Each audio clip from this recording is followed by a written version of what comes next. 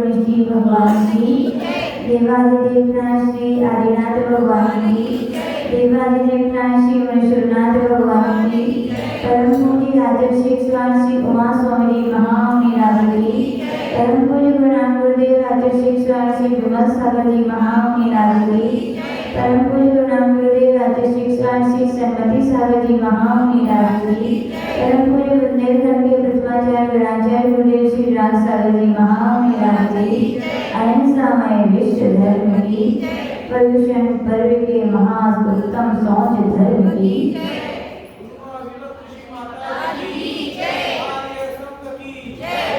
यहाँ पर हम सभी पर्युषण पर्व की पावन बेला में क्रमशः पूज्य गुरुदेव के चरणों में रहकर जो सीखा जो पाया उसी के अनुसार तत्काल के प्रथम अध्याय को सीखा, दूसरे अध्याय को सीखा, तीसरे अध्याय को सीखा और आज उत्तम सौंच यानी चौथे धर्म के दिन हम सभी यहाँ पर चौथे अध्याय को जानने का यहाँ पर प्रयास करेंगे।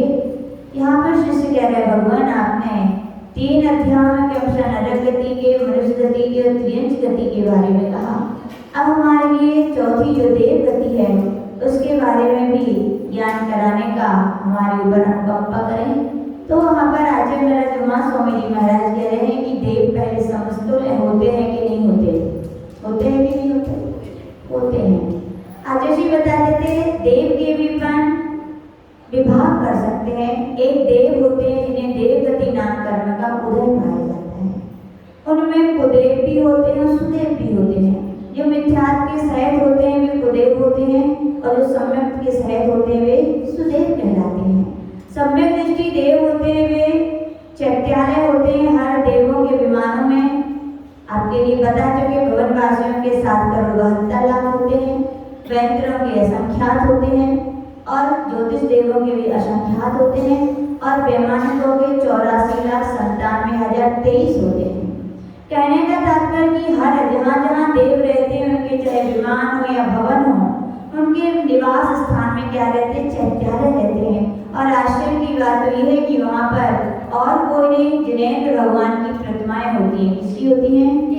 बस अंतर इतना है जो सम्यक दृष्टि है वे उन्हें अपना परम आराध्य मानकर अपने आत्म कल्याण में एक निमित्त हेतु मान के उनकी पूजन किया करते हैं, अर्चन किया करते हैं। और जो मिथ्या दृष्टि होते हैं वे कुल देवता मानकर पूजते हैं। कैसे पूजते हैं? जैसे बोलते थे जो कुल देवता पूजते हैं ना, याद रखना कुल कोटियां होती। कितनी होती हैं? कितनी होती कुल कोटियां? 199 करोड़। जो जिनेंद्र भगवान को भी कुल देवता मान के पूज रहे हो या जिन जिन के घरों में कुल देवता विराजमान उनको जो लोग पूजते हैं, ध्यान रखना वे संसार में 199 कुल कोटि करोड़ जो कोटियां होती हैं वे मिथ्या दृष्टि जीवों की होती हैं। जब तक तुम कुल देवताओं को पूजते रहोगे तब तक इन कुल कोटियों से छूटने वाले नहीं हो। तो आचार्य भगवान कह रहे हैं ऐसे वो होते हैं, एक अदेव होते हैं जो देव भी नहीं है लेकिन फिर भी लोग पूजते हैं। जैसे दुकान खोलते हैं तो लोग दही को, मंदिर आते हैं तो दही को, पता नहीं कितने कितने प्रकार की लोगों की मान्यता है, यानी जिसमें देवत्व की कोई संज्ञा ही नहीं है। पेड़ को भी पूजना, कोई पेड़ क्या देव है क्या? सूर्य को पूजना, सूर्य क्या कोई पेड़ है? ये देव है क्या? पेड़ में देव रह सकता है लेकिन वृक्ष कोई देव नहीं है। सूर्य के विमान में देव निवास करते हैं लेकिन विमान कोई देव नहीं है।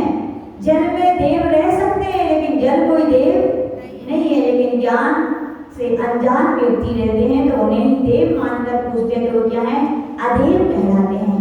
और 100 इंद्रों से पूजित वे कौन होते हैं? देवादिदेव होते हैं।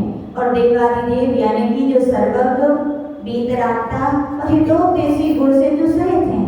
सम्यक दृष्टि को पता है कि जब 100 प्रकार के इंद्र जब भगवान के चरणों में गंभीरभूत हैं, हमारे मालिक ही इतने बड़े हैं तो हमें उनके सेवकों के आगे झुकने की क्या आवश्यकता है? क्या नहीं है। तो ऐसा सोच करके वो सम्यक दृष्टि जीव देवादिदेव के अलावा अन्य चरणों में नहीं झुकते हैं। कई लोग डराते हैं ऐसा नहीं करोगे तो ऐसा हो जाएगा ना, भूत झाड़ने वालों के पास यदि कोई बीमार व्यक्ति हो जाए, है ना, पंकज भैया मान लो बीमार हो गए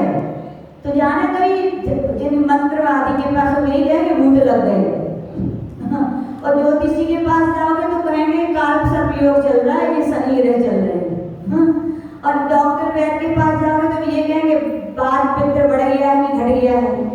और जिनेन्द्र भगवान के जिनवाणी के अनुसार चलने वाले निर्गंत गुरुओं के पास आओगे तो यही कहेंगे भैया कुछ नहीं है, सातावेदी कर्म का उदय चल रहा है। सातावेदी कर्म का उदय होता है तो न देव कुछ बिगाड़ सकते हैं, न तंत्र न मंत्र न बीमारियां, कुछ नहीं होती। और जब सातावेदी कर्म का उदय नहीं होता तो संकोच होते हैं। तो आचार्य भगवान कह रहे हैं कोई कितने ही कहे कि मैं देव हूं तुम्हारा बिगाड़ सकता हूं तो कह देना बिगाड़ो। क्या कहना? सम्यक दृष्टि हो तो कहना बिगाड़ो। मेरे पाप कर्म का उदय होगा तो तुम्हें बिगाड़ने की आवश्यकता नहीं है, मेरा खुद ही बिगड़ जाएगा। और मेरे यदि पाप कर्म का उदय नहीं है तो तुम कितने ही हमारा सोचोगे बिगाड़ लो, कौओं के घोंसले से डोर नहीं मरती। लेकिन किसके अंदर ऐसी भावना होगी? जो सम्यक दृष्टि होगा, जिसको जिनेन्द्र भगवान की वाणी पर विश्वास होगा। तो आचार्य जी बोलते थे आज के समय में देवों के लिए शराब पीने वाला बोल रहे हैं, कोई गंदी गंदी चीजें खाने वाला बोल रहे हैं, लेकिन देव ऐसे बोलते हैं क्या? भैया वे तो अमृत के भोगी हैं। किसके भोगी हैं? अमृत का पान करने वाले हैं। लेकिन जिसकी जीव खराब हो जाती है ना, या कहें जिसकी जीव में लोलुपता आ जाती है जिस खाने की चीज की, तो वे वैसा प्रचार कर देते हैं। क्या करते हैं? वैसा। जैसे एक बार की घटना आती है, एक बार एक ब्रह्मचारी थे तो किसी वैद्य ने उनको बताया कि तुम कड़ी खाओ। बोले क्या खाओ? तो तुम्हारा रोग ठीक हो जाएगा। अब हर चौके में जा के कैसे कहें कि भैया कड़ी बनाओ कड़ी बनाओ? तो आचार्य शांति सागर जी की बात है ये, उनके साथ रहते थे तो उन्होंने एक युक्ति अपनाई। बोले अपन कह दो महाराज केवल कड़ी लेते हैं। बोले बस। तो जिस चौके में गए महाराज क्या 6 महीने तक, कितने महीने? 6 महीने तक उनको कड़ी चली। और यहाँ ब्रह्मचारी जी तो बढ़िया मजे में थे, क्या रोज कड़ी खाने मिल रही है। तो कहने का तात्पर्य जो मांस के लोभी हैं, जो शराब जिन्हें अच्छी लगती है, वो लोगों ने देवताओं के नाम पर ऐसा उड़ा दी ये बात कि देवता ऐसा खाते हैं, लेकिन वास्तविकता में कौन खाते हैं? विगत लोग ही खाते हैं। देवता ऐसा नहीं खाते हैं। ऐसा अपन को श्रद्धा रखना चाहिए। यदि पर ऐसा कहते हैं तो देव अवर्णवाद भी आगे आएगा। देवों का ये अवर्णवाद है तो ध्यान रखिएगा। पुण्य और पाप पर अपने विश्वास रखिएगा। जिन्होंने पद्म पुराण पढ़ा हो वहां पर रावण ने राम के मारने के लिए या बहुत सारे ग्रंथों में अलग अलग लोगों ने प्रद्युम्न कुमार के लिए भी, श्री कृष्ण के लिए भी देवताएं भेजे के लिए, लेकिन कुछ बिगाड़ पाए क्या? उनका परिक्रमा लगा के नमस्कार करके आ गए। पूछा गया कि आपने उनका हनन क्यों नहीं किया, आपने उनको कष्ट क्यों नहीं दिया?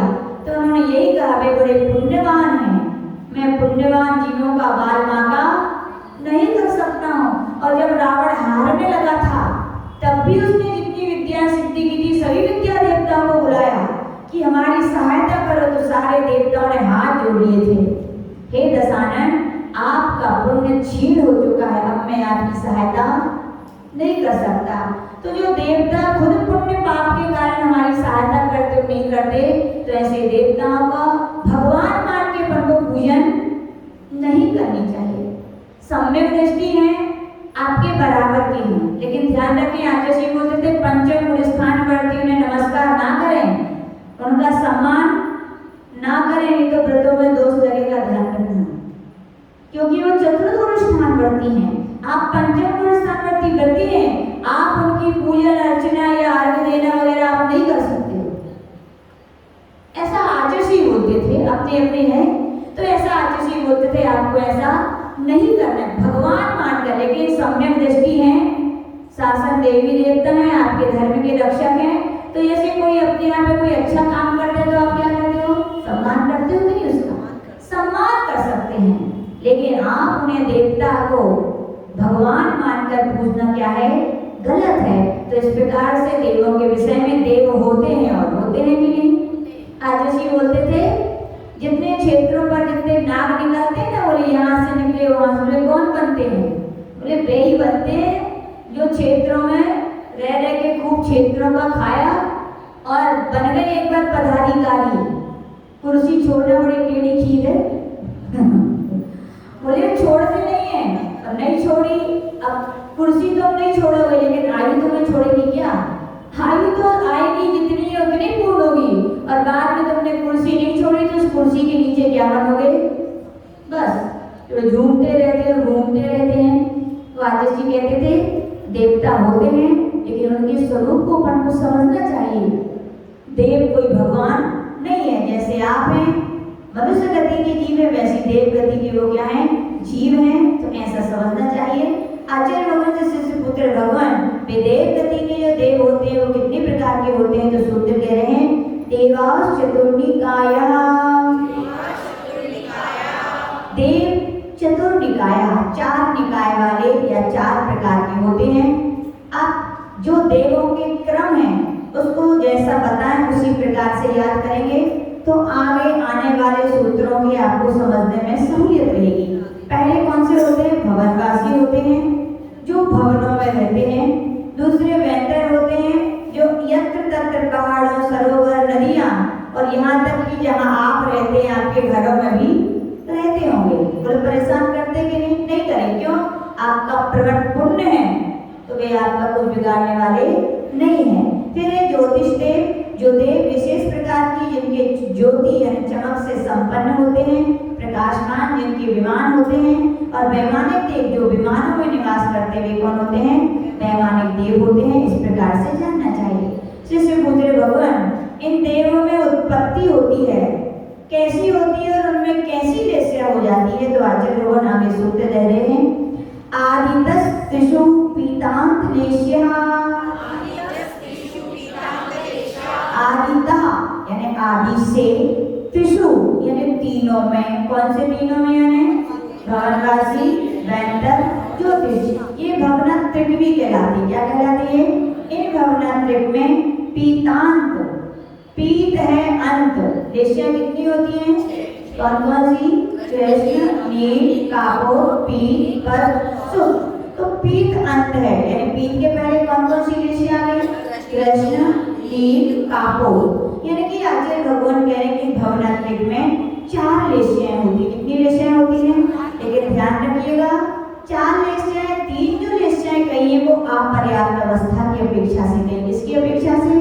क्योंकि कर्म सिद्धांत का एक नियम है जिस जीव का मरण जिस लेस्या के जिस अंश में होता है उसका जन्म भी उसी अंश में होता है। मिथ्यात्व के साथ जो मनुष्य गति के कहें त्रियंच या मनुष्य या भूमि के जो त्रियंच मनुष्य मंद कसाय के कारण जिनका जन्म होता है उनका किसमें होता है?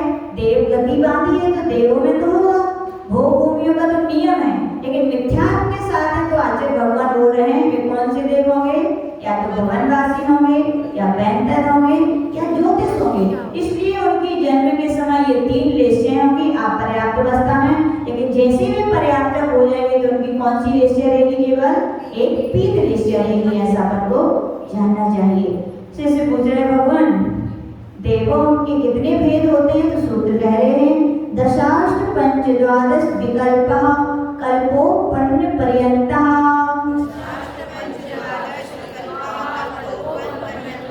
तो यहाँ पर कह रहे कल्पोपन्न पर्यंता। अभी आगे सूत्र आएगा। वैमानिक देवों के 2 भेद होते हैं, कल्पोपन्न और कल्पांति। तो यहाँ पर कह रहे कल्पोपन्न पर्यंत यानी कि 16वें स्वर्ग तक। तो कह रहे हैं यहाँ पर अपन को लेना है सूत्र से। पहला सूत्र में हमने कहा था देव, पहले कौन सा देव याद किए पढ़ने? भवनवासी। तो उनके नीचे लिखिए 10। फिर दूसरे हैं वैतर, उनके नीचे लिखिए 8।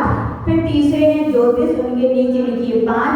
और द्वादश यानी कल्पोत्पन्न वैमानिक जो देव है उनमें कितने होते हैं? वो 12 प्रकार के होते हैं। ऐसा आपको जानना चाहिए। शिष्य पूछ रहे भगवान हमारे यहाँ पर बहुत सारी समितियां होती हैं, बहुत सारे लोग होते हैं तो उनके पद भार बांट दिए जाते हैं। क्या होते हैं? उनके पद बांट देने से क्या होता है? काम हल्का हो जाता है। हो जाता है कि नहीं? तो क्या देवों में भी ऐसे कोई क्या है व्यवस्था है क्या? तो आचार्य भगवान बोल रहे हैं हाँ। कह रहे वहां पर भी 10-10 प्रकार के कल्प संख्या वहां पर होती है। तो बता रहे हैं इंद्र सामानिक त्रायस्त्रिंश पारी सदात्मलक्ष लोकपाला नीका प्रकीर्ण काव्योग किल विशिकाश्चैषा।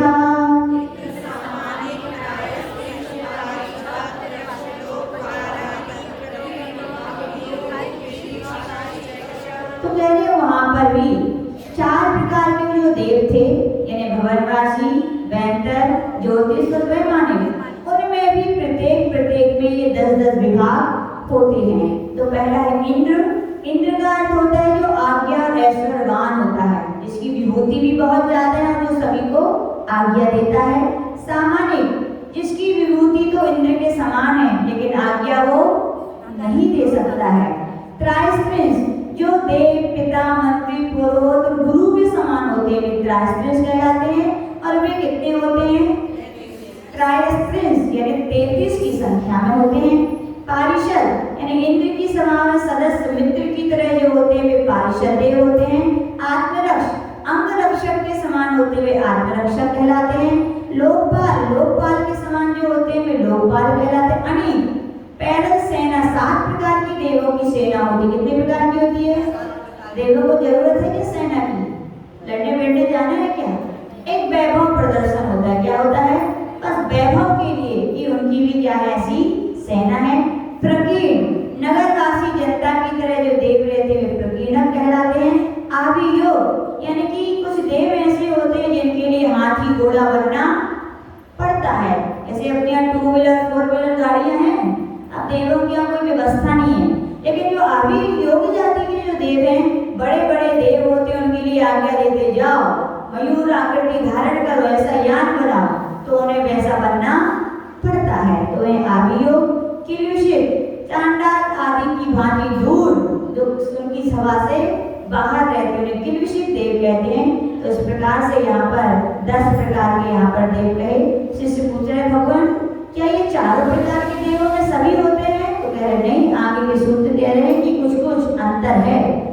त्राइस प्रिंस, लोकपाल, वर्जिया, व्यंजक, ज्योतिषा,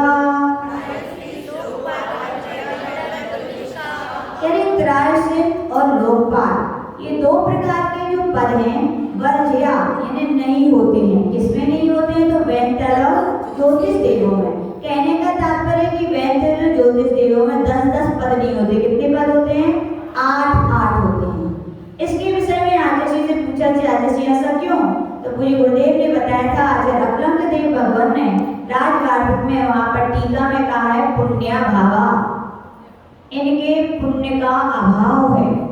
क्योंकि हर किसी को कोई समझाने वाले मिलते हैं क्या? यदि समझिए कि आपके लिए कोई समझाने वाला, हित को बताने वाला, क्या करना चाहिए क्या नहीं करना चाहिए बताने वाले मिल रहे हैं, पुण्य से मिल रहे कि पाप से? रश्मि, किससे मिल रहे हैं? पुण्य से। यानी कि वैंतर ज्योतिषों का इतना पुण्य नहीं है कि कोई उन्हें समझाए ये सही है ये गलत है। लेकिन बड़ा आश्चर्य है, अपन को मिलते हैं तो बड़े खराब लगते हैं, ना? दिन भर देखो टोकते रहते, जब देखो ये नहीं करो वो नहीं करो। हम लोग की तो कुछ चॉइस ही नहीं है। अरे भैया किनारे रखो अपनी चॉइस। क्यों टोकते हैं वो? क्योंकि माता पिता गुरुजन जिस उम्र से जिस राह से आप गुजर रहे हो, वे कई वर्ष उस राह से इस उम्र से गुजर चुके हैं। उनको अनुभव हो गया है कि ऐसा काम करने से ऐसा होता है और ऐसा नहीं करने से ऐसा नहीं होता। इसलिए वो आपको क्या है, रोकते और टोकते और नहीं बनता है तो ठोकते भी हैं। लेकिन वो क्या उनका कर्तव्य है। आप पुण्यात्मा हो कि पापात्मा? पुण्यात्मा हो, इसीलिए वैसे मिल रहा है तो क्या समझो, पुण्य समझो कि हमें ऐसा कोई समझाने वाला मिला तो। लेकिन कीमत कब होती है? जब वो नहीं रहते, लेकिन उसकी कीमत अपन को रहते रहते करनी चाहिए। लोकपाल किसकी तरह होते हैं? अपने द्वारपाल, यानी ये भी जो होते हैं किससे मिलते हैं? पुण्य से मिलते हैं आपके। तो आचार्य भगवान कह रहे हैं उनका इतना पुण्य नहीं है वैंतर और ज्योतिषों का कि उनको ऐसे देव मिले। शिष्य पूछ रहे भगवान देवों में कितने कितने इंद्र किस किसके होते हैं? तो कह रहे हैं पूर्वयो द्विंद्रा,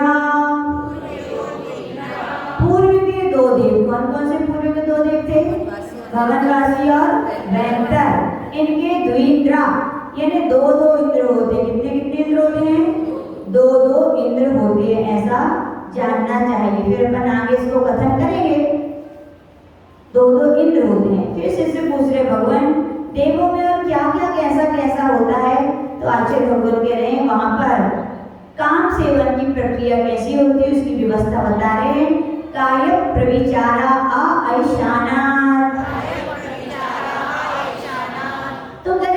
प्रविचार, काम सेवन आदि के क्या कहते हैं? प्रविचार कहते हैं।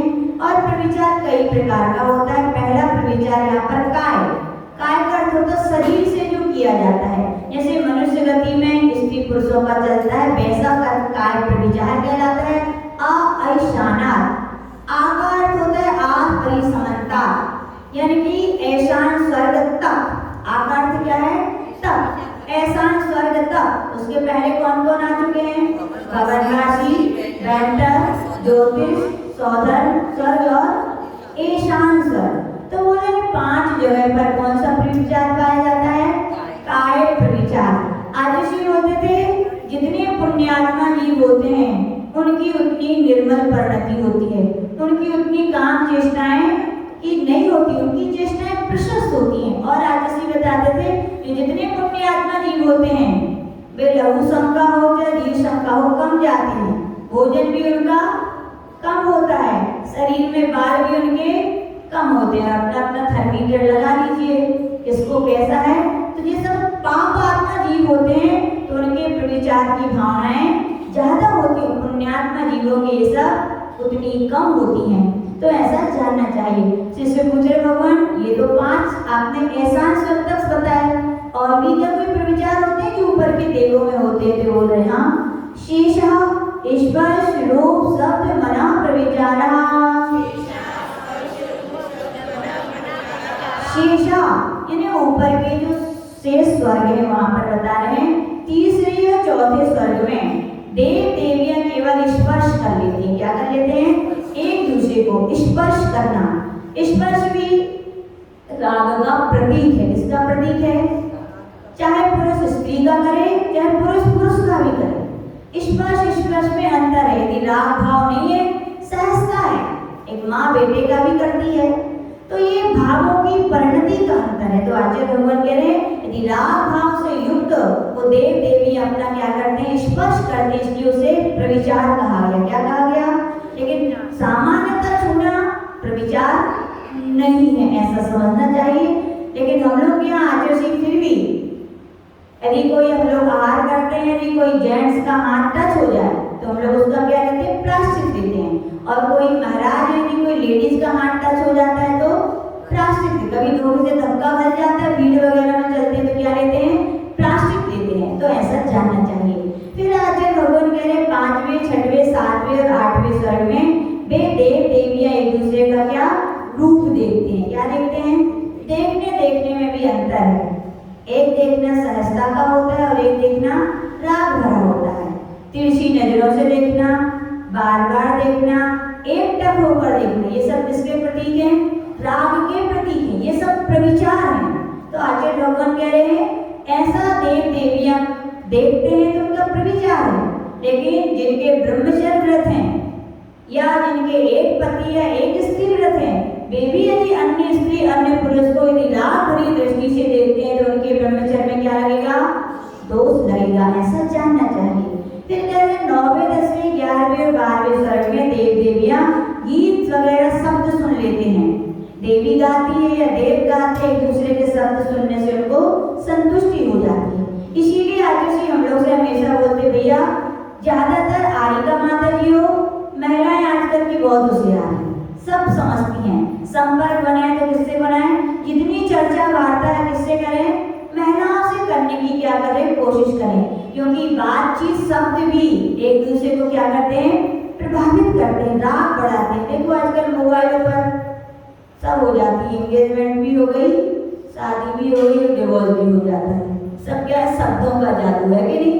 तो आचार्य भगवान कह रहे हैं राग भरे शब्द प्रविचार है और सहजता से बोलना। कोई पुरुषों से स्त्रियों का बात करना निषेध नहीं है, ना स्त्रियों का पुरुषों से बात करना निषेध नहीं है, लेकिन सहजता से करना चाहिए। आपने देखा होगा कभी कोई जेंट्स या अच्छी लेडीज होती है, कोई बात करनी पड़ जाए तो बात तो करते लेकिन आंखें उनकी नीचे, और जितनी बात करनी है उतना ही, बस फिर अपना काम से काम। तो आचार्य भगवान कहते हैं शब्दों पर भी अपने क्या होना चाहिए? लगाम होनी चाहिए, विराम होना चाहिए।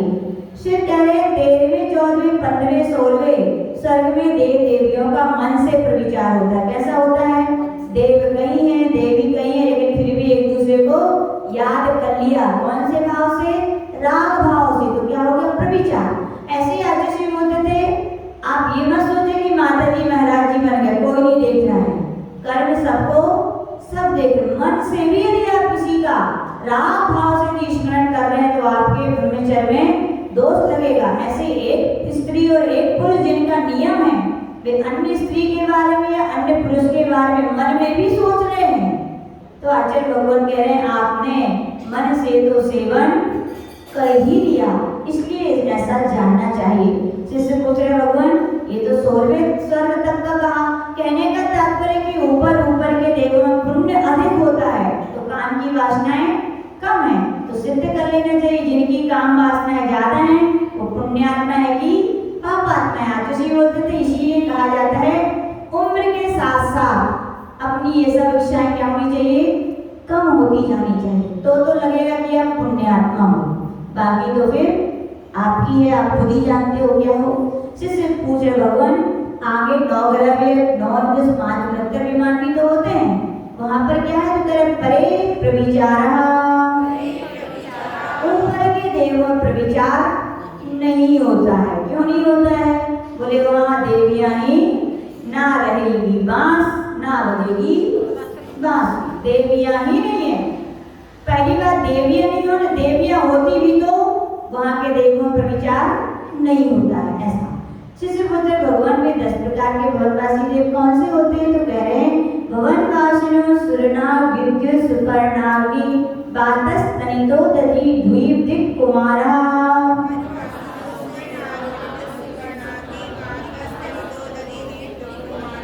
कुमारा शब्द सबके साथ जोड़ना है क्योंकि देव कुमार की तरह होते। कुमार यानी 16 वर्ष के, कितनी भी देवों की उम्र हो लेकिन कैसे देखते हैं हमेशा? कुमार की तरह। 16 उनकी वेशभूषा वगैरह सब नटखटे देव कुमारों की तरह होती है। तो कह रहे हैं असुर कुमार, नाग कुमार, विद्युत कुमार, सुपर्ण कुमार, अग्नि कुमार, काल कुमार, स्तनित कुमार, उदति कुमार, दीप कुमार और दिक कुमार, ऐसे ये 10 प्रकार के भवनवासी देव होते हैं। सबकी पुस्तकों में बहुत सारे चार्ट बने, विशेषताएं लिखी हैं, तो आप वहां से देख सकते हैं। शिष्य पुत्र भगवान 8 प्रकार के वैंतर कौन से होते हैं? तो कह रहे हैं वैंतरः किन्नर किंपुरुष महोर गंधर्व यक्ष राक्षस भूत पिशाच।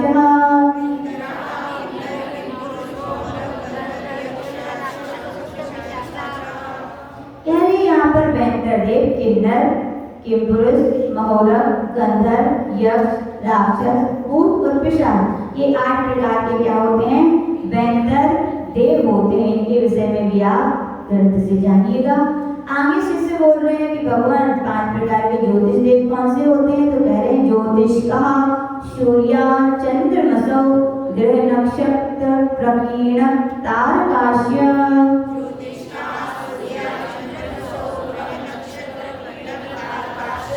तो कह रहे हैं ज्योतिष देव 5 प्रकार के होते, सूर्य चंद्र ग्रह नक्षत्र प्रकीर्णक तारे, ये 5 प्रकार के क्या होते हैं? देव होते हैं।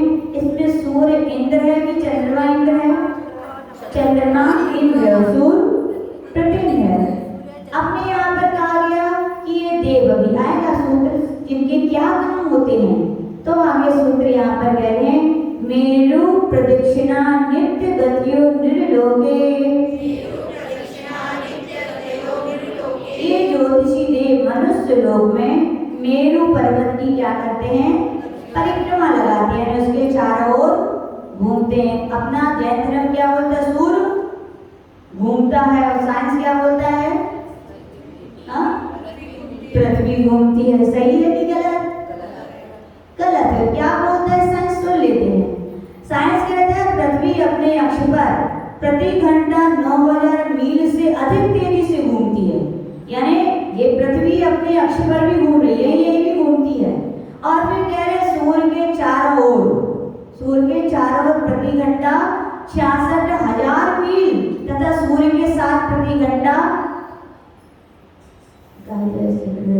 7,30,000 मील से तेज रफ्तार से घूमती है। तो आचार्य लोग कह रहे हैं जब पृथ्वी इतनी तेज घूम रही है तो हमारे यहाँ पर तो थोड़ा सा भूकंप आता है 1 सेकंड का, सब अस्त व्यस्त हो जाता है। पृथ्वी इतनी तेज घूमेगी फिर भी हम यहीं बैठे रहें,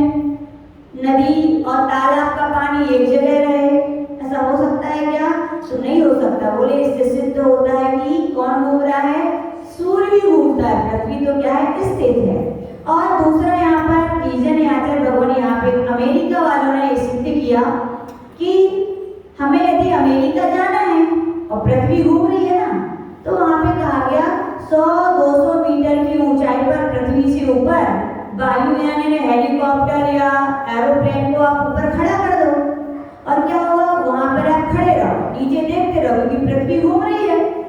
जब पृथ्वी अभी भारत था तो घूम के क्या आ जाएगी वो, आपको अमेरिका जाना है तो अमेरिका आ जाएगा, तो आप अपना प्लेन नीचे उतार देना। फिर क्यों इतना यहाँ से 12-24 घंटे इतना सारा डीजल और एयरपोर्ट पे जाने का समय, आने कितना समय व्यर्थ करते हैं, ऐसा हो सकता है क्या? तो आज लोग कह रहे हैं ऐसा होता तो साइंस जब इतने बड़े बड़े रिसर्च कर रही तो ये नहीं करती क्या? तो करती क्यों नहीं? इससे सिद्ध होता है कि भैया ऐसा नहीं है, पृथ्वी घूमती नहीं है। कौन घूमते हैं? सूर्य ही घूमता है। पृथ्वी घूमेगी तो फिर ये सब व्यवस्थाएं अपन को खत्म करनी पड़ेगी। तीसरा आचार्य जी यहाँ पर उदाहरण दे रहे थे कि ऐसा कहा जाता है, साइंस कहता है पृथ्वी पश्चिम से पूर्व की ओर घूमती है। कैसी घूमती है? पश्चिम से पूर्व की ओर घूमती है, साइंस कहता है। यदि ऐसा होता तो वायु केवल फिर पूर्व दिशा से आनी चाहिए। कहाँ से आनी चाहिए वायु? पश्चिम से पूर्व। आपने कभी वो छोटे बचपन में होंगे तो खिड़की वाले आते थे, वो छोटे छोटे बच्चों को बिठाते हैं और वो घूमते हैं, उनका आपने झंडा देखा? खिड़की यदि इस दिशा में घूमती है तो झंडे उससे अपोजिट दिशा में। यदि पृथ्वी पश्चिम से पूर्व की ओर घूम रही है तो वायु यानी कहाँ से आ रही है? पूर्व से आ रही है। तो आचार्य भगवान कह रहे हैं लेकिन हम तो देखते हैं भैया, हम अपने घर ही में बैठे बैठे देख लेते हैं कि यहाँ पर ध्वज लगी होती है, तो कभी ध्वज पूर्व में जाती है, कभी पश्चिम में जाती है, कभी दक्षिण में जाती है, कभी कहीं जा, चारों दिशाओं में घूमती है। इसका मतलब कि वायु कहाँ से आती है? चारों दिशाओं से आती है। क्या आती है? चारों दिशाओं से आती है। इससे सिद्धि होती पृथ्वी कोई घूमती नहीं है। और भी वहां पर अगला उदाहरण दिया आचार्य भगवान ने कि पृथ्वी सूर्य से 110 गुनी छोटी है। साइंस क्या बोलता है? पृथ्वी सूर्य बड़ा है, पृथ्वी क्या है? छोटी है। और जब सूर्य बड़ा है, मान लीजिए इतना बड़ा है, पृथ्वी इतनी सी है, तो ये प्रकाश तो फिर पृथ्वी पर हमेशा आना चाहिए ना, हमेशा फिर तो प्रकाश ही प्रकाश रहना चाहिए, फिर अपनी रात क्यों होती है? बोले यदि पृथ्वी क्या है? छोटी है, सूर्य बड़ा है, तो फिर कभी दिन रात नहीं होना चाहिए, हमेशा प्रकाश ही होना चाहिए। क्योंकि छोटी वस्तु पर पूरा फुल प्रकाश करो तो हमेशा बना रहेगा। तो बोले लेकिन देखा जाता है हमारे यहाँ तो दिन भी होती है और रात भी होती है। इससे सिद्ध क्या होता है कि पृथ्वी घूम नहीं रही है। कौन घूम रहा है? सूर्य घूम रहा है। और भी कहा गया यदि पृथ्वी गोल होकर घूमती तो ध्रुव तारा हमेशा अचल है, 12 माह में एक ही स्थान पर क्यों दिखाई देता है? पृथ्वी घूम रही तो अपन भी तो घूमेंगे, और अपन घूमेंगे तो तारा भी तो अपन को कहीं का कहीं दिखाई देना चाहिए, लेकिन तारा हमारे लिए एक ही स्थान पर दिखाई देता है। इससे सिद्ध होता है कि क्या सिद्ध होता है? पृथ्वी घूम रही है कि सूर्य? सूर्य घूम रहा है। और सूर्य के घूमने से ही क्या होते? दिन और रात होते हैं। मून पर हनीमून एक न्यूज निकली थी ना, निकली थी भैया कि चंद्रमा पे जा रहे हैं। हाँ, अच्छा सैटेलाइट से देखा कि पृथ्वी घूम रही है। वो इसका कारण क्या है? इसका कारण है उसकी दूरी। पतंग के 4 कोने होते हैं ना, उड़ाते हैं बच्चे, जब पतंग बहुत ऊंचाई पर चली जाती है तो कैसी दिखती है? बोलो बिंदु की तरह गोल। जितनी जिसकी दूरी से देखा जाता है उसके कॉर्नर हमें दिखाई नहीं देते। यानी कि ऊपर से जब देखा उन्होंने पृथ्वी की, उनको दूरी थी तो कॉर्नर दिखाई नहीं दी, इसलिए उन्हें सिद्ध कर दिया पृथ्वी क्या है? गोल है। इसका ये रीजन है। आचार्य भगवान कह रहे चंद्रमा पर बोले जाने लगे लोग, सही है क्या? ये रसिया वालों ने खोज की, अमेरिका वालों ने खोज की, और इसका विरोध रसिया वालों ने किया।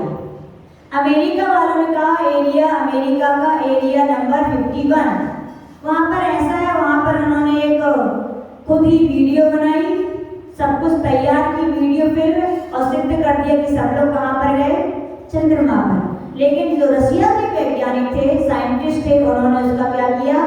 विरोध किया। एक सीडी है, यूट्यूब पे पड़ी है, नाम मेरे को याद नहीं है, हम लोग ने देखी है किसी के साथ बैठकर, तो पूरा उसमें बताया गया है कि 10 जन साइंटिस्ट ने बड़े बड़े, उन्होंने जिनने विरोध किया वे लॉ पृथ्वी में गए तो, लेकिन कभी फिर वापस उनको लिए अनंतनाम सत्य कर दिया। क्यों? बोले इतने सारा खर्चा होता है अरबों करोड़ों का सब करने में, कौन भुगतान करेगा यदि दुनिया के सामने बात सिद्ध हो जाए?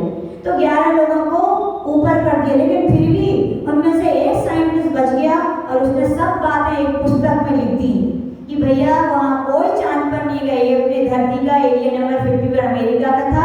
उन्होंने बहुत सारे वहाँ पे दिए कि आप कहते हो कि चंद्रमा पर वायुमंडल नहीं है, यानी वहाँ वायु नहीं है, तो उन्होंने फोटो लेके आए, उसमें उनका झंडा लगा है अमेरिका वालों का, वो क्या है, फहरा रहा है। बोले आपकी बात गलत हो गई कि आप कह रहे हो वायुमंडल नहीं है, तो झंडा कैसे हिला।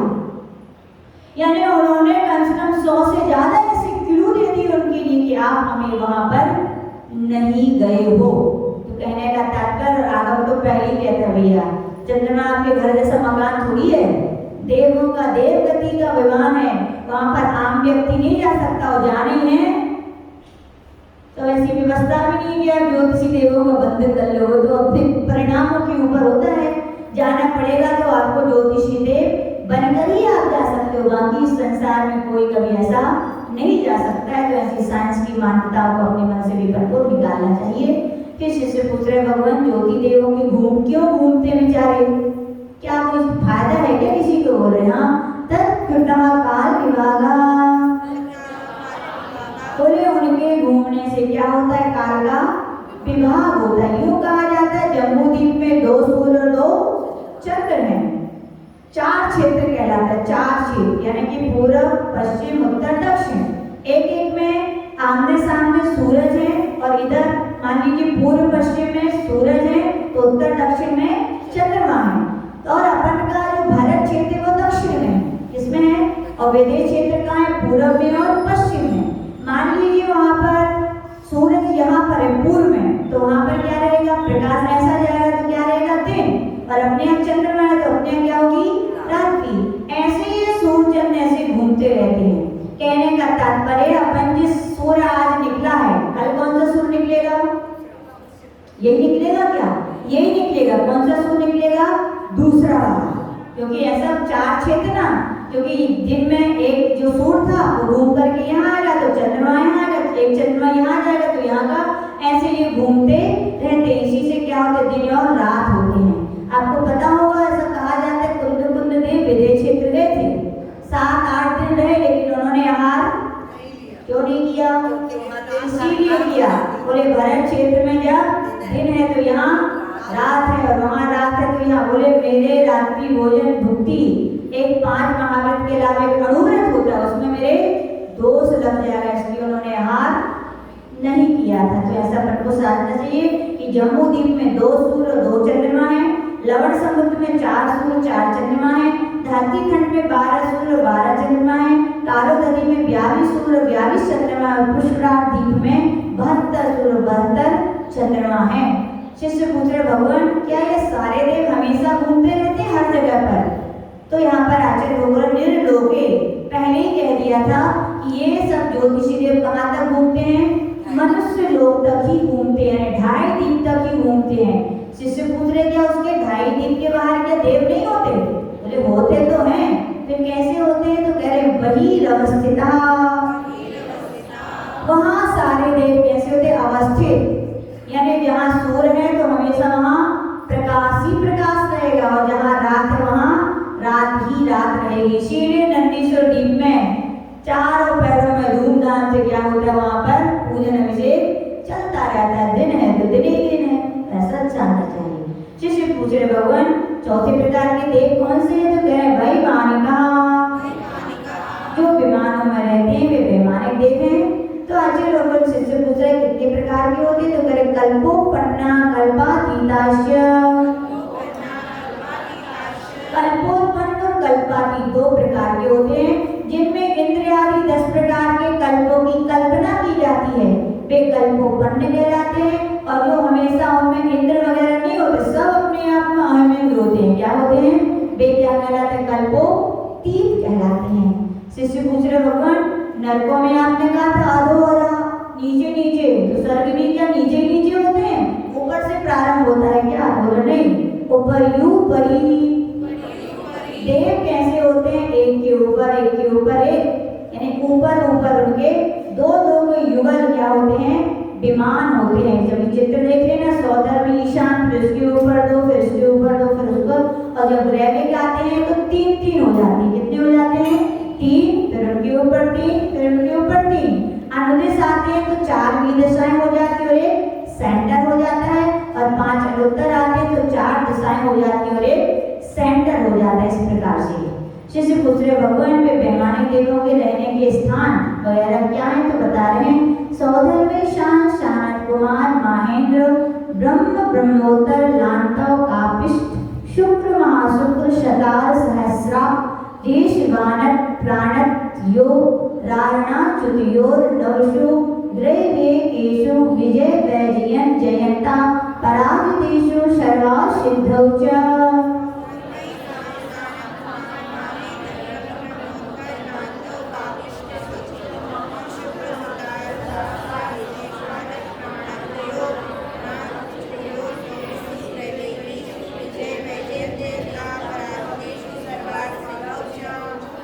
चलो पढ़ लिया आप लोगों ने। तो यहाँ पर कह रहे हैं कि सौधर्म स्वर्ग ऐशान स्वर्ग, कौन सा स्वर्ग है? स्वर्ग का नाम ऐशान है और उसमें देव रहता है, उसका नाम ईशान है, ठीक है ना। देव का नाम ई और स्वर्ग का नाम आई। तो कह रहे सौधर्म ऐशान सानत कुमार माहेंद्र ब्रह्म ब्रह्मोत्तर लांतव कापिष्ट शुक्र महाशुक्र शतार सहस्रा शेष यहाँ पर रुक गए। यहाँ पर इसलिए रुक गए हैं क्योंकि कहा जाता है यहाँ पर तक ही घातायुष्क होते हैं। कौन होते हैं? कोई सम्यक दृष्टि देव ने ऊपर की देव की आयु का बंद किया और अंत में संकेत परिणाम हो गए। तो दूसरे स्वर्ग में मान लीजिए उसका जन्म होगा तो उसके लिए कुछ बोनस मिलेगा। क्या मिलेगा? आधे सागर का ज्यादा आयु मिलेगी। इसलिए यहाँ पर हो गया कि 12वें स्वर्ग तक ही क्या होते हैं? घातायुष्क होते हैं। फिर कह रहे हैं आनंद प्राणत आरण अच्युत, ये 16 स्वर्गों के नाम है। तो नवसु ग्रह केशु 9 ग्रह होते हैं, जिनमें 3 जघन 3 मध्यम और 3 उत्कृष्ट। फिर विजय वैजयन जयन अपराजित सर्वासिद्धि, ये होते हैं 5 अनुत्तर और 4 शब्द से लेना है 9 अनुदिश भी होते हैं, ऐसा जानना चाहिए। शिष्य पूछे भगवान देवों में ऊपर के देवों में कुछ बढ़ता है क्या? तो आगे सूत्र कह रहे हैं स्थिति प्रभाव सुखद द्युति वेश्या विशुद्धि क्रियावधि विषय तो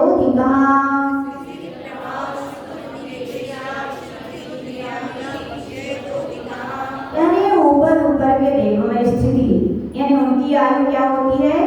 ज्यादा पुण्य आत्मा जीव जल्दी ना बीमार होते हैं और ना जल्दी ऊपर जाते हैं, ऐसा कहा जाता है। वे अपनी पूरी आयु, तो पुण्यात्मा जीवों की आयु क्या होती है? ज्यादा होती है सभी की, लेकिन एक देश है। फिर कह रहे हैं प्रभाव में अभिशाप और वरदान देने की शक्ति ऊपर के देवों में अधिक होती है। सुख, उनके यहाँ पर जो सुख है, कौन सा सुख है? इंद्रिय जन्य नहीं, इंद्रिय जन्य सुख तो कम हो रहा है, लेकिन अन्य जो उसके अलावा जो सुख होता है वो उनके अधिक है। द्युति यानी शरीर की कांति, पुण्य आत्मा जीवों का चेहरा अलग ही बताता है। बिना तेल घी लगाएंगी संत लोग, चाहे बड़े बड़े आचार्य को देख तो ऐसे चमकते ऐसे पता नहीं क्या क्या लगा के।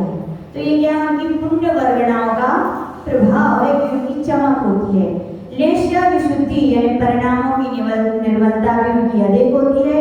इंद्रिय के विषय यानी कि इंद्रियों के जानने की क्षमता ऊपर के देवों में अधिक होती है और अवधि ज्ञान का विषय भी ऊपर के देवों में अधिक होता है, ऐसा जानना चाहिए।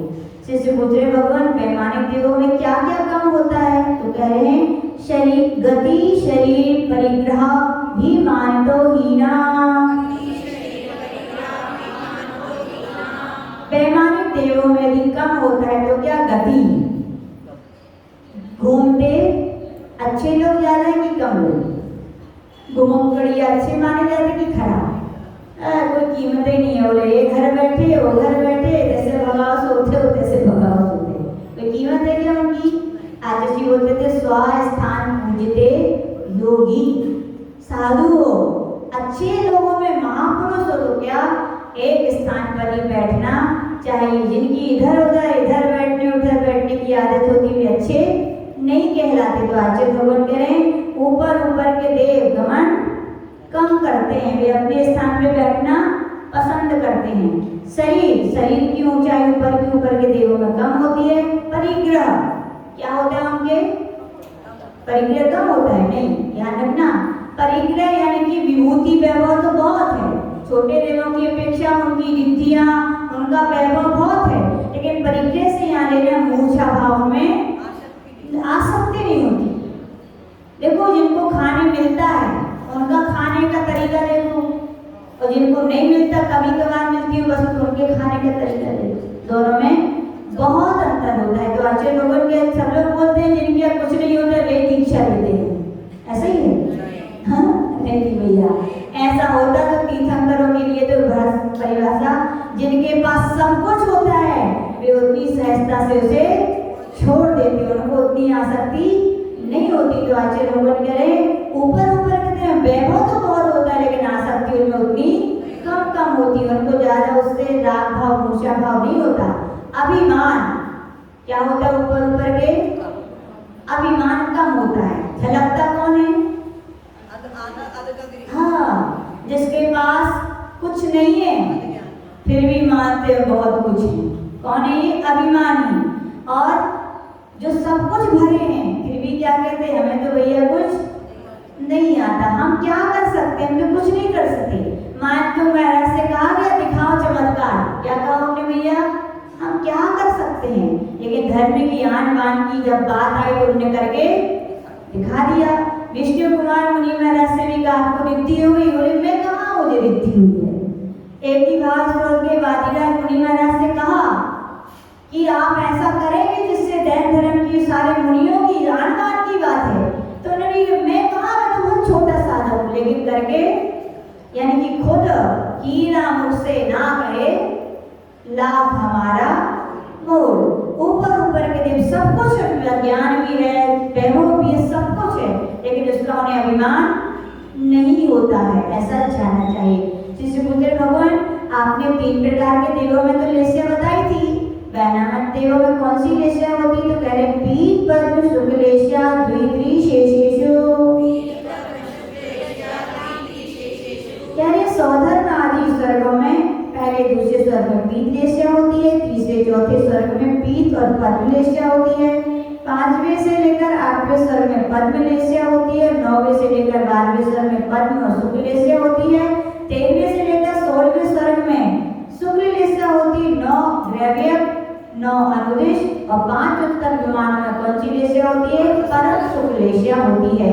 शिष्य पुत्र भगवान ये कल्प कहाँ तक कहे जाते हैं? तो कह रहे हैं प्राग्रैवेकेभ्यः कल्पः, 9 द्रव्य के पहले तक यानी 16 स्वर्ग तक क्या कहलाते हैं? कल्प कहलाते हैं, ऐसा जानना चाहिए। शिष्य पुत्र भगवान इन देवों में क्या कोई विशेष प्रकार के देव होते हैं? तो बोले हाँ, लौकांतिक देव होते हैं। ब्रह्म लोकालय लौकांतिका, ये ब्रह्मलोक के अंत में रहते हैं। ब्रह्मलोक कौन से नंबर का है? 5वें नंबर का है। इसके 5वें स्वर्ग के जो अंत में विदिशाओं में रहते हैं उन्हें क्या कहते हैं? लौकांतिक, या लोक का जो अंत कर देंगे एक ही भाव में वे क्या कहलाते हैं? लौकांतिक देवी। द्वादशांग के पाठी होते हैं और ब्रह्मचारी की तरह होते हैं, ब्रह्मचारी नहीं कह सकते, लेकिन क्या होते हैं? ब्रह्मचारी, क्योंकि इनकी देवियां नहीं होती हैं। फिर यहाँ पर कह रहे हैं देवर्षि कहते हैं, क्या बोलते हैं? कौन कौन से होते हैं? तो कह रहे हैं सारस्वतादित्य वहन निरुण गर्दोय तुषिता या गाधा रिष्टाश्च।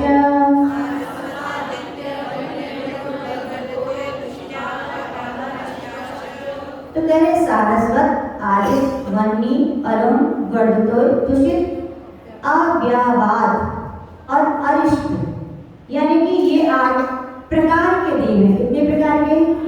भगवान को दीक्षा होती है तो कितने देव आते हैं? कौन से देव आते हैं? कितने आते हैं? 8 आते हैं। तो सब लोग सोचते हैं क्या 8 ही होते हैं, लेकिन याद रखना में 8 नहीं होते, 8 प्रकार के होते हैं। मान लीजिए सारस्वत एक जाति है, उनमें से एक उसका लीडर आ गया, ऐसी 8 प्रकार के देवों को समझिए, एक उसका कैप्टन आ जाता है, लेकिन 8 प्रकार, 8 लौकांतिक देव नहीं होते, क्या होते? 8 प्रकार के होते हैं, ऐसा जानना चाहिए। शिष्य पुत्र भगवान अब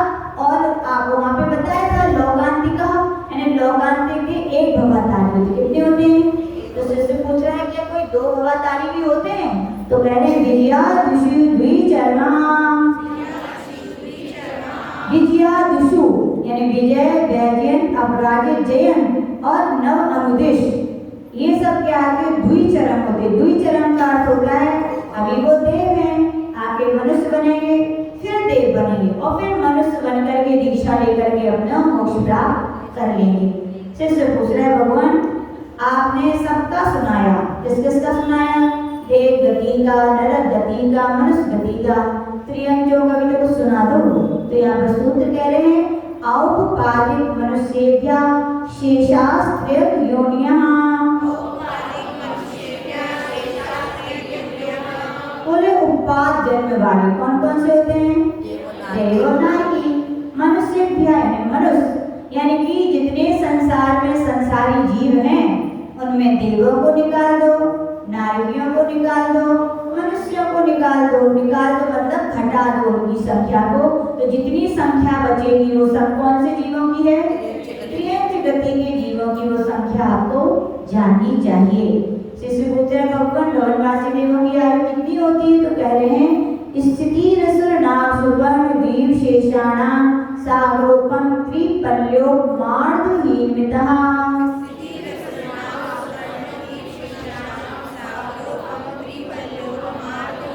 10 प्रकार के वन भवनवासी पढ़े थे, तो उसमें बता रहे हैं यहाँ पर उत्कृष्ट स्थिति चल रही है। असुर नाम दिया है, असुर कुमार, नाग कुमार, सुवर्ण कुमार और दीप कुमार, इन 4 देवों के, और 5वां है शेषाणाम।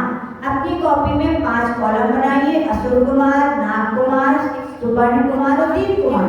और शेषाणाम 10 होते हैं, 4 बता दिए, तो वहाँ शेष की जगह लिखिए शेष 6। फिर वहाँ पर लिखिए असुर कुमार के नीचे लिखिए सागरोपम, यानी उनकी आयु कितनी होगी? 1 सागर। नाग कुमार के नीचे लिखिए त्रिपल्योपम, यानी 3 पल। फिर सुवर्ण कुमार के नीचे आर्धहीनमतः, आधा कम कर दीजिए, कितना हो जाएगा? 2.5 पल। फिर दीप कुमार के नीचे फिर आधा कम कर दीजिए, कितना हो जाएगा? 2 पल। और शेषाणाम यानी 6 है, उनमें भी आधा कम कर दीजिए, कितना बचा? 1.5 पल। यानी शेष 6 प्रकार के जो देव है भवनवासी, उनकी आयु सभी की 1.5 पल की होती है, ऐसा सूत्र में कहा गया। शिष्य पूछ रहे भगवान वैमानिक देवों की आयु कितनी होती है? तो यहाँ पर क्रमशः पहले और दूसरे स्तर की आयु बता रहे हैं। सौधर्मयी शानियो सागरोपमेधिके, सौधर्म और ऐशान सभी की सागरोपमेधिके, यानी कि सागरोपमे। अब यहाँ व्याकरण आना भी जरूरी है। आज ऋषि बोलते थे तत्वों का सही ज्ञान करना है तो व्याकरण भी आनी चाहिए और न्याय भी आना चाहिए। जितने अपने यहाँ का आगम है आचार्य भगवंतों ने पहले वहाँ पर क्या होते थे? शास्त्रार्थ होते थे, सब मतों का खंडन किया जाता था। तो आचार्य बोलते सही, यदि सम्यक दर्शन प्राप्त करना है तो व्याकरण और न्याय का ज्ञान भी होना जरूरी है। तो आचार्य यहाँ पे व्याकरण लगानी चाहिए। एक वचन, द्विवचन, बहुवचन होते हैं और सुदंत और तिदंत होते हैं, विभक्तियां जिन्हें कहते हैं। तो एक विभक्तियां होती है ना, प्रथमा, द्वितीय, तृतीया। तो यहाँ पर सागरोपम के रूप बनाएंगे। प्रथमा विभक्ति के बनेंगे, सागरोपम एक वचन में, सागरोपमे द्वितीय वचन में और सागरोपमाणी बहुवचन में। तो यहाँ लिखा है सागरोपमे, तो कितना हुआ ये? द्विवचन। द्विवचन से क्या निकलेगा? 2 सागर। अब यहाँ 2 नहीं लिखा है, लेकिन अपन को व्याकरण से निकालना पड़ेगा कि सौधर्म और ऐशान सर्ग के देवों की आयु 2 सागर से कुछ अधिक। हम बता चुके हैं बोनस की, तो ऊपर के देवों में अपनी आयु का बंद किया था, लेकिन सक्सेस परिणाम किए तो नीचे आए तो उनके लिए आधा उनके लिए मिलेगा। सबके लिए आधा सागर ज्यादा नहीं, इनके लिए केवल घातस्थ जीवों के लिए आधा सागर है। बाकी जो पहले और दूसरे स्तर में उत्पन्न हुए तो उनकी तो कितनी होगी? 2 सागर की। शिष्य पूछ रहे भगवान आगे के देवों की आयु, तो कह रहे हैं सानत कुमार महेंद्रयो सप्त। अब यहाँ पर सप्त के आगे सूत्र नंबर 29 से सागरोपमेनि, क्या जो ना सागरोपम अधिके, इस शब्द को जोड़ना है। तो सानत कुमार और महेंद्र स्वर्ग की आयु कितनी है?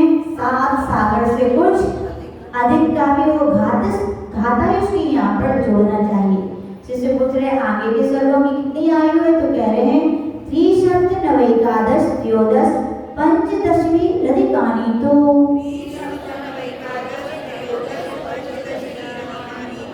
तो यहाँ पर कह रहे हैं कि अधिकानी तू, ऊपर के सूत्र में जो 7 सागर कहा था उसमें जो क्रमशः इस सूत्र में कही गई उसको उससे अधिक करना है, यानी उसको उसमें जोड़ते जाना है।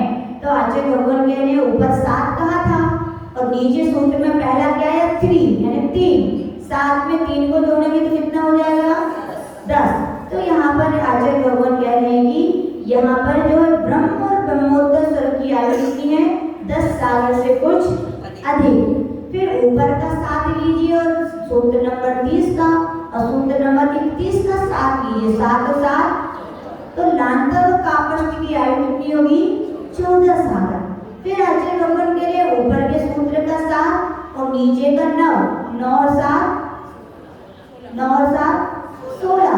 तो कह रहे शुक्र और महाशुक्र की आयु कुछ अधिक 16 सागर होगी। फिर सतार और सहस्ता स्वर्ग में ऊपर का 7 और नीचे का 11 कितना हो गया 18। तो यहाँ तक कुछ अधिक 18 सागर लेना चाहिए। फिर ऊपर के 7 और नीचे का 13 कितने हो गए 7 और 13 20। तो यहाँ पर आनक प्राणक 20 सागर यहाँ अधिक नहीं लगाना है। क्यों नहीं लगाना है? क्योंकि घातायुष केवल 12वें स्वर्ग तक ही उत्पन्न होते हैं और आगे नहीं उत्पन्न होते हैं। फिर आचार्य भगवान यहाँ पर कह रहे हैं कि ऊपर का 7 और नीचे के 15 और 7 तो यहाँ पर आरण और अच्युत स्वर्ग की आयु कितनी होगी 22 सागर आपको जाननी चाहिए। जैसे बोलते भगवान 16 स्वर्गों के ऊपर कितनी आयु होती है, तो कह रहे हैं आरणा च्युता धूर्ध मेघई के नवशु रई वेकेशु विजयादिशु सर्वा सिद्धौचा।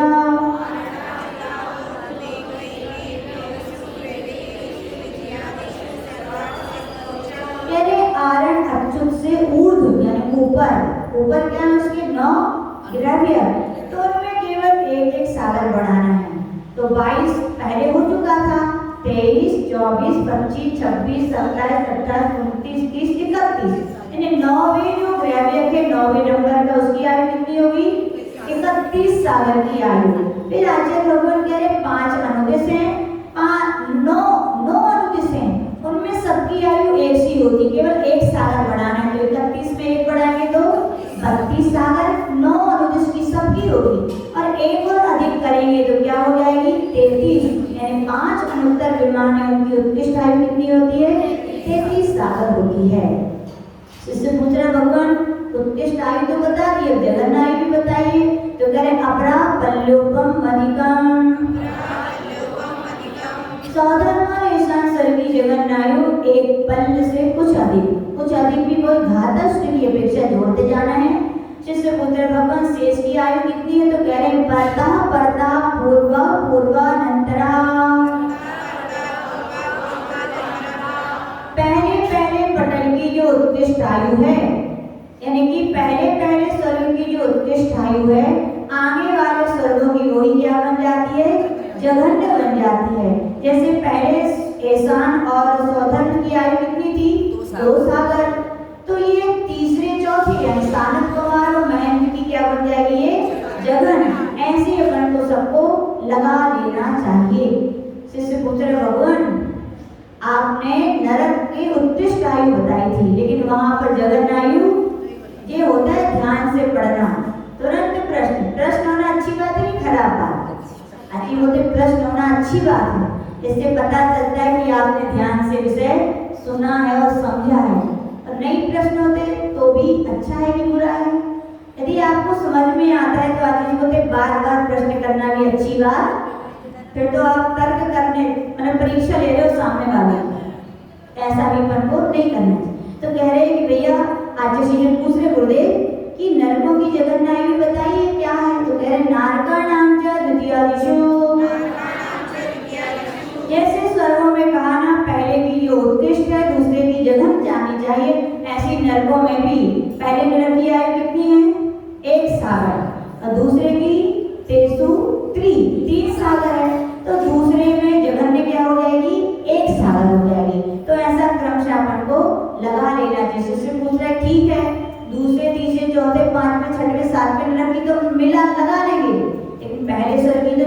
पहले नरक की तो बताइए आप।